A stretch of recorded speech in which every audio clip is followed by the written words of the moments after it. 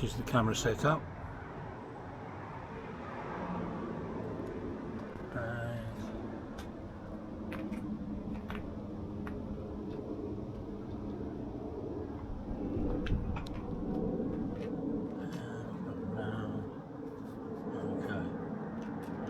This is the battery pack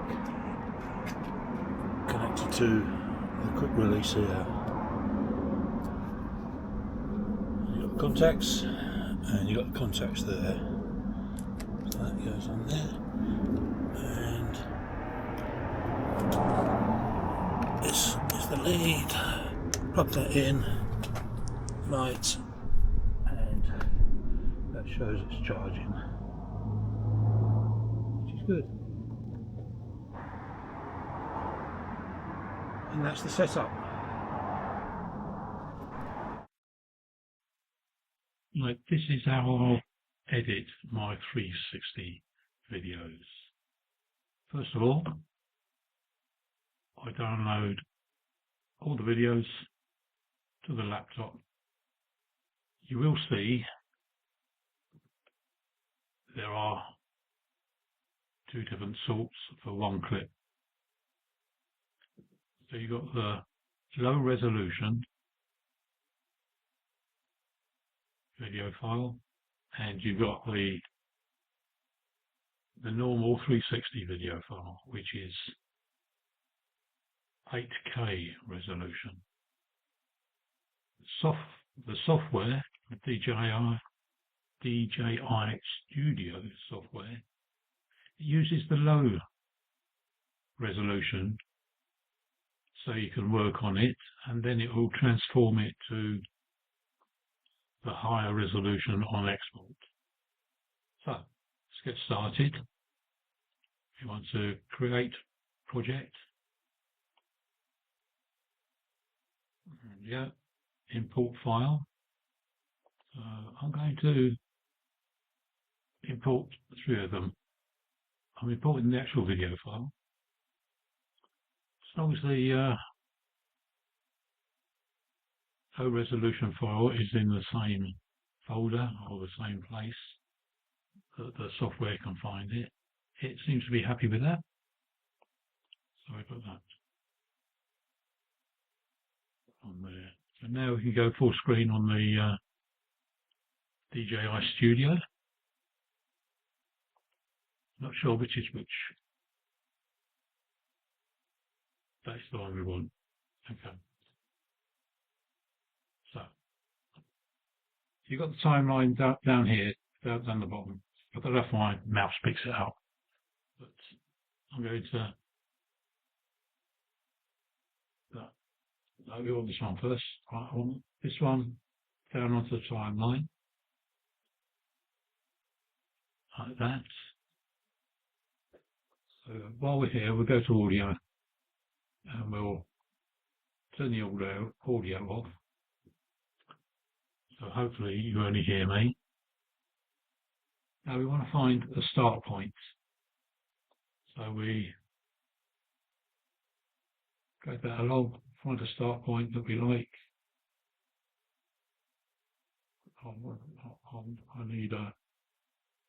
I need a junction. I know one's coming up there. There it is. Right. We are coming up to the junction there. So that is where I want my video to start. So we got a split video there, and the right section I want, the left section I don't. So I'll highlight it and then delete it by the delete button on the laptop. So we can go to the start of this, highlight the video so we've got some action. Now let's get a viewpoint that we want.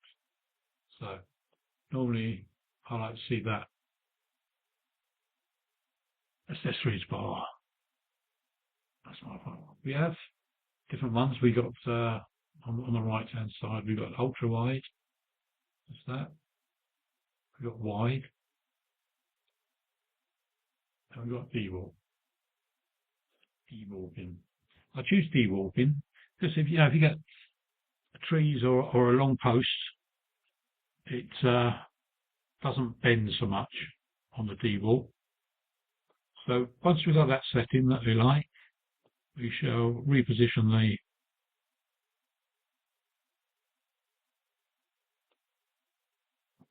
setting that we want there.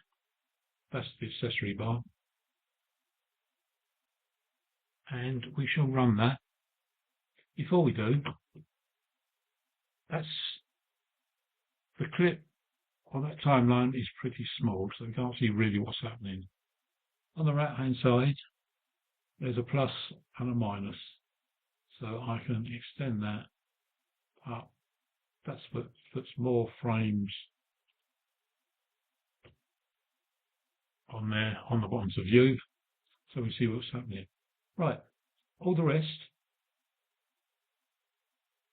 is standard default. So we'll see what happens when we go around this corner.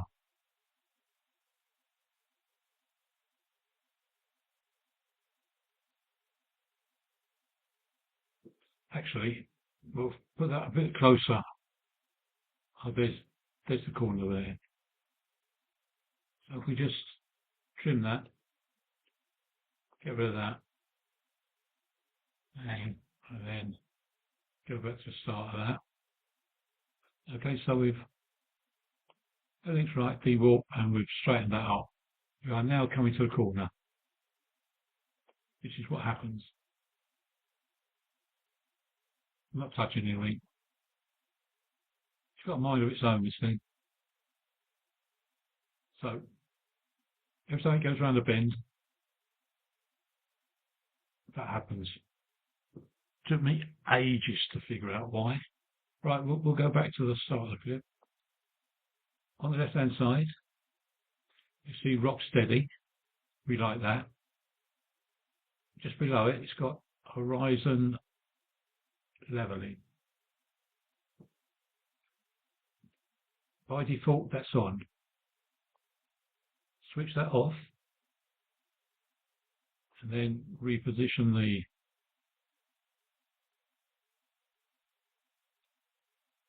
place where we want it to start. Now we'll go around that corner again.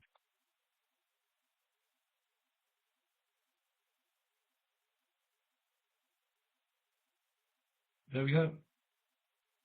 That is brilliant, isn't it? Like I said, that took me a long time. I did have a Insta360 camera, and I gave up with it because of that particular reason. I couldn't work out how to sort that problem out.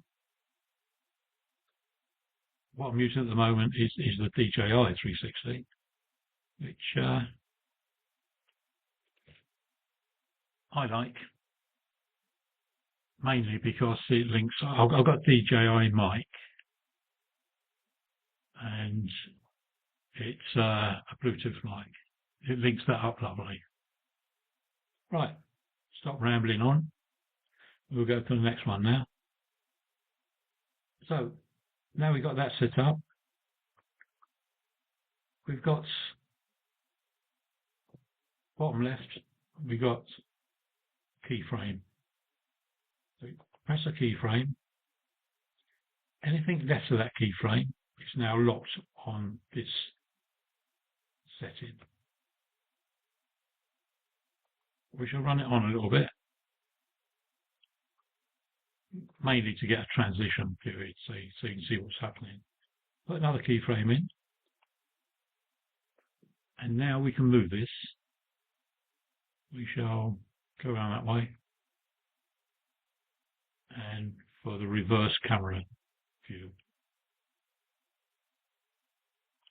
Yeah, centrally enough. That doesn't have to be perfect for this one. And then you can run that. There we go. So we'll stop that there. We'll stick another keyframe in there. As I said before, between them two keyframes, that position of the camera is locked. So we go on a little bit more. This will be the transition. Put another keyframe in. Now you can turn that back to a front view, like that. When you do this, it's always best to have a look on the right and see if the de-warping button is still active. You can go on. Okay, we'll stop it there. We'll go back and show you what we've done now. So that's a stable view. Comes to the transition period now. It goes round, and that transition is locked until the next keyframe. And it'll start moving back. Okay. Another thing I want to show you about this, we'll get a little bit more distance so you see what's happening. We'll go back to them in 2 points. So, distance between these 2 keyframes is the transition time it takes. So if I move that closer and then play that clip again, you see the transition will go very fast. Yeah. So we'll do that again. We shall increase that to there. So the transition will be much slower. Yeah. That's fine. Also, we'll stick with transitions between each one. There are different types of transition. I use the on the right hand side. I don't know if you can see the mouse. It's very hard to see it. You've got linear smoothing. It just goes smoothly around. You can have this one, which is fast in, slow out, and slow in, fast out, and all the rest. I'm quite happy just using that linear smoothing one. And that's it. That's it for the changing the direction of the camera. That's the way I do it anyway. Right, next one. We shall put a keyframe in. So we're locking this viewing aspect. Go on a little bit. This will be a transition period to the next thing. My friend, he likes it when I put the asteroid in. So we stick an asteroid in, and you can adjust that all over the place. If you find something you like, you can go in, go out, focus, right click, just go around a bit more there, and there. Right, we set that off. You will notice on the left-hand side that de-warping button is no longer lit. So we've got to sort that out and come back down. Okay, so we'll stop it there. Put a keyframe in. Between them 2 keyframes is locked in for the asteroid mode. Now we want to come down, so we'll run it forward just a bit. Stick another keyframe in. And alter this. We shall, how are we doing that? We shall come down here. We'll put the de-warp on, make it easier to position. Go there, get that accessory bar where we want it, like that. Put that on. That's fine. So we go back. I don't know where we are now. What's this one? All right, that's that. Right. That's just coming down. Right. Right.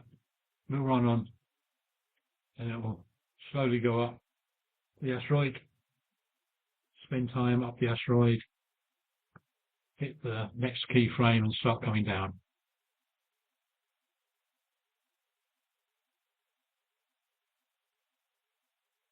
And that's it.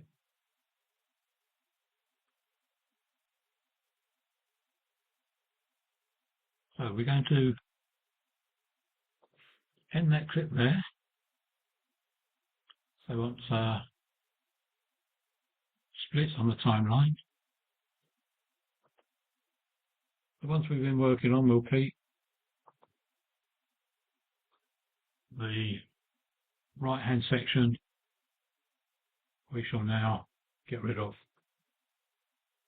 by clicking delete. Right, we'll get it down a little bit. I just reduced the amount that you see. Now we're going to stick the next clip in, which is this one. So if you're going to click the red button, always make sure that the timeline, you're right at the end of the timeline, like that. So we click the red button up there. We shall put that down. Right, we're going to reduce this because we want to find a certain place for the next thing I'm going to show you. So if we go along here, oh, that was it there. Dum dum dum dum. In your own timeline and there. Okay. So we want to start the next little clip there. So we want to split it. We're keeping the section to the right, but we're losing that section to the left. As you know, it won't disturb the section that we've done all the work on before. So it's just that section there. So press delete. That's it. Now, we shall go down to the start. What I want to show you now is the, what's it called, the tracking.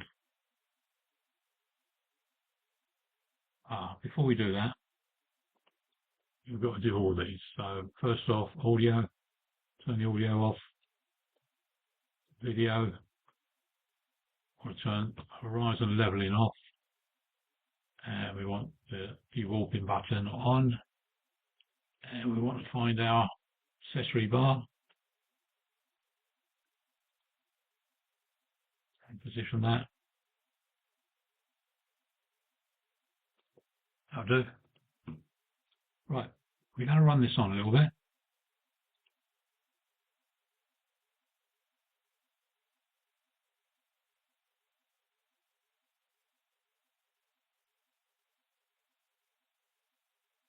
You'll get there, I promise you. Right, it's coming up now. Right, we've got a woman holding the door open for us. I'm going to hit the intelligent tracking and click that. That'll give me options. Let's see these green things. I can track people. What I want to do is track the person who's holding the gate. I can. There. Go start tracking. The camera should pan over to see how. Okay, we'll stop it there. And it comes up green. We'll stick a few more things in so you can see what's happening. Okay, it comes up green. So if we run that again, okay, it's tracking her there. Okay. So now we've got a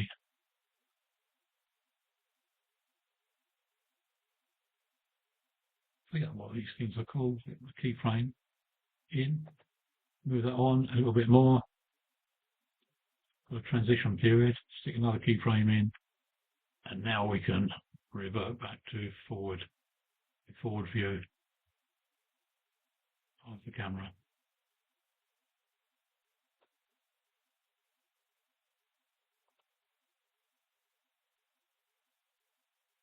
And that is it. I think I've covered everything that I actually use. So we're going to end the clip there, and to split it again. We'll go turn that right the way down. So there's the two clips that we're happy with. This one here, we're going to end it there. So we just highlight it and delete it. It's fine. We can stretch that out. Right, we'll go back to the beginning. And we'll run through the whole thing. You might even go full screen for this.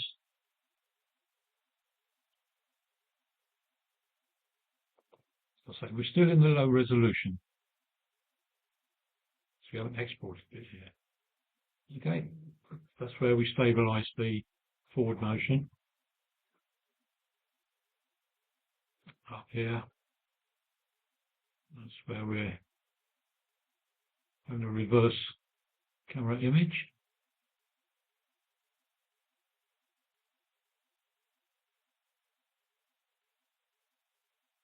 Back to the forward camera image.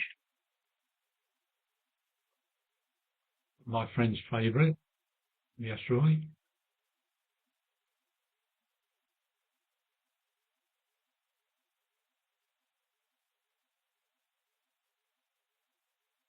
Coming down from the asteroid.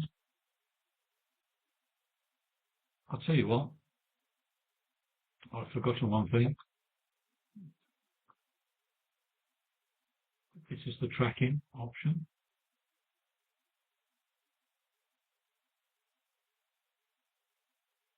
So, sees the woman, and follows her.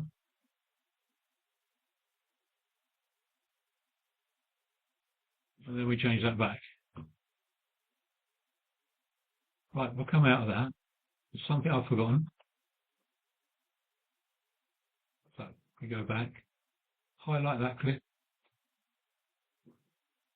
What I wear is the remote control. Remote control, and it's got GPS capabilities that adds to the video clip. So if you go up here, the top, it's got dashboard, and it says video data source. Well, it is in the video, so confirm there, and it gives you these options for the GPS. What I do, all the options are on the right hand side that you can have are in red, and I diligently get rid of them all, save for the speed. Don't like kilometers. Highlight it, change it to miles per hour, and we stick that up there. So we go back to the full length of that clip. That highlighted clip down on the timeline, you can actually see it's got dashboard on there. So you know you've got the speed on there. Okay, so we're not going very fast here.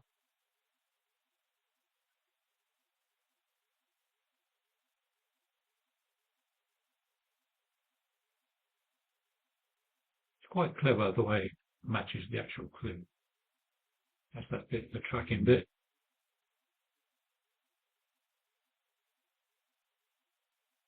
There's transition coming back down. Okay, so I'll put that speed on. Let's stop that. Wait, stop the radio. I'll put that speed on because I don't talk much during during the rides, and it's nice to see what speed I'm doing, how fast I'm going, well, how fast I'm going downhill, and how slow I'm going uphill, and that generally is it. You can finish it off here. I mean, you've got text. You can stick a text in there if you wanted to, with whatever you want. On the right hand side you can alter the text.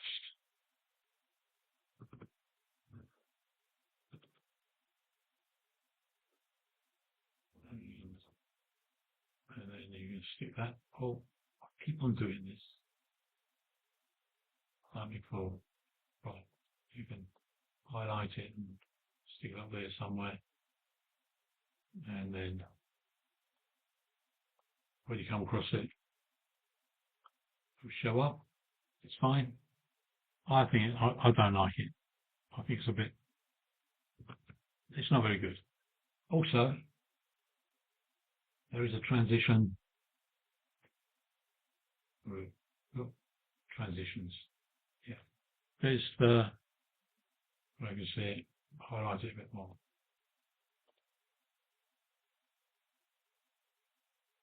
Yeah. Of course, you still can't see it. But this is where the two clips join. Okay. That's pretty harsh. What you can do is just stick a transition in there.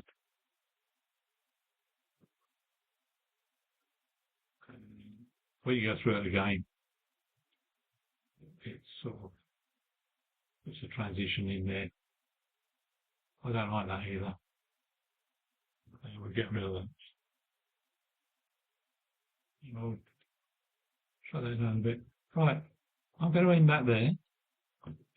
Because what I do with my normal videos, I finish it off in DaVinci Resolve. To finish it off, you have to export what you've done. Like this. You may be happy with the results you get from using this DJI Studio. You might be happy with it to go onto YouTube or whatever, but I'm not. I like to fancy it up a bit. Right, this is the export settings. Always makes sense. I mean, we're going in 4K, so it was 8K, but now we're only using either the front or the rear facing cameras. It's only 4K and 25 frames per second.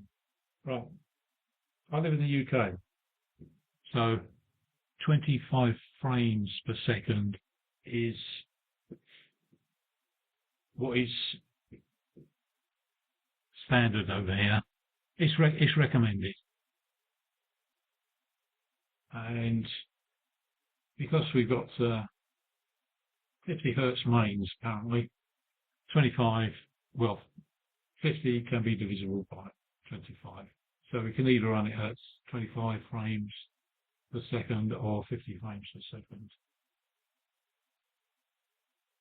But in the US,